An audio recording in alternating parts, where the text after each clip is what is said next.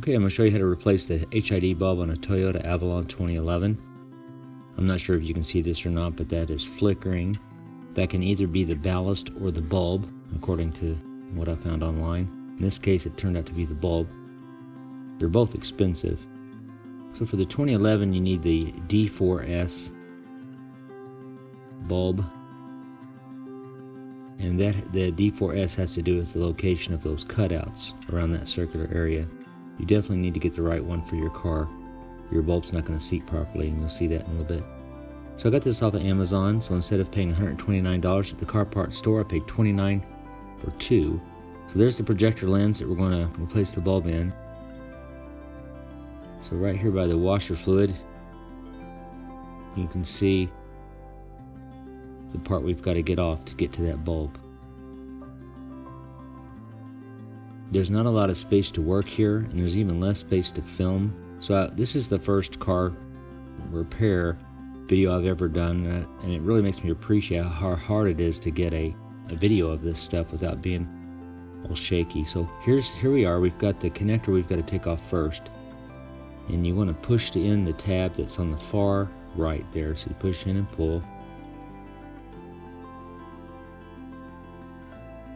And then on this ballast here, you have to turn it to the left.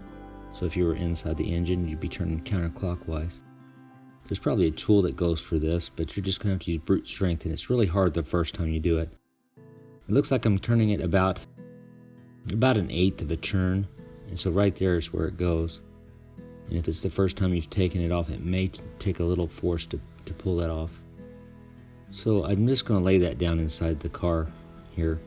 And then we have to take off this part here that is actually attached to the bulb. And same thing, it just turns to the left, about an eighth of a turn. So there we can see something that looks a little more familiar. You're going to be doing a lot of this by feel. It's very difficult to see in there, but you can see the two wires there. You have to push in towards the front of the car and then bring to the center. Push in. I'm having a hard time getting that one there on the left.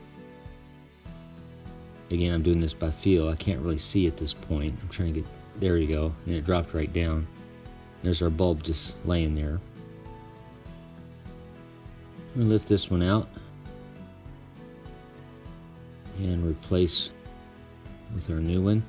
So again, at this point, I can't really see it, what I'm doing, and I'm just turning around to see if I can't get those notches to seat, and it falls right into place. Really firm. Once you get that in there, you'll feel that.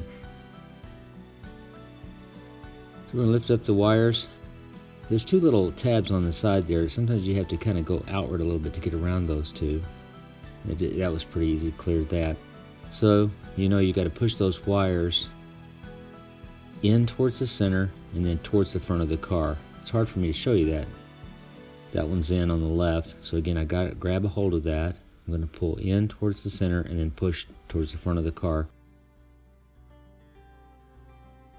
So if you've done this correctly, this bulb should be pretty firmly seated. I'm pulling pretty hard there, and yeah, it's firmly seated. We've got that.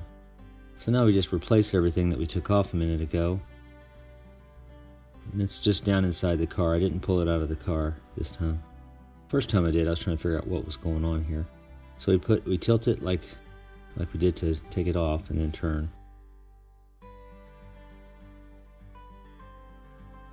It feels pretty snug there.